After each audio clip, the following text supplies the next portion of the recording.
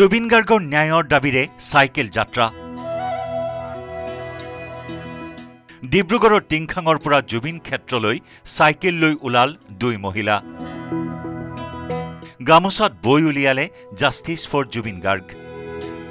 মায়াবিনী ৰাতিৰ বুকুত আৰু জুবিন গাৰ্গৰ অন্তিমটো গীত বাতৰে শেষতে গীতটি গামোচাত বৈ পৰিয়ালক ঘৰতে এৰি জুবিনৰ ন্যায় বিচাৰি জুবিন ক্ষেত্ৰলৈ চাইকেলেৰে যাত্ৰা কৰিছে বন্দিতা বকলিয়াল আৰু পুৰবী বকলিয়ালে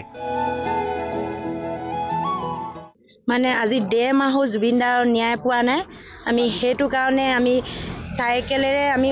আহি আছো জুবিনদাৰ হুনাপুৰ জুবিনদাৰ ক্ষেত্ৰলৈ যাতে জুবিনদাৰ হুনকালে ন্যায় দিব লাগে 500-600 কিলোমিটাৰ সাইকেল মাৰি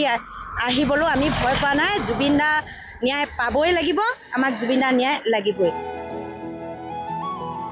জুবিন গাৰ্গৰ নামত কোনেও যাতে ৰাজনীতি নকৰে তাৰ প্ৰতি বিশেষ আহ্বান জুবিন অনুৰাগী দুয়োগৰাকী মহিলাৰ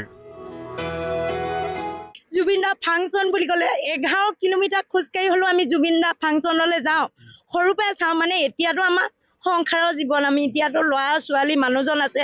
আগতে মই 11 কিলোমিটাৰ জিৰৈ হৈ থাকোতে 11 কিলোমিটাৰ খোজকাঢ়ি হলো মই জুবিনদা ফাংচনলৈ যাওঁ কিন্তু আমি ওচৰৰ পৰা চাব নেপাওঁ বহুত দূৰৰ পৰা জুবিনদাক চাই ৰ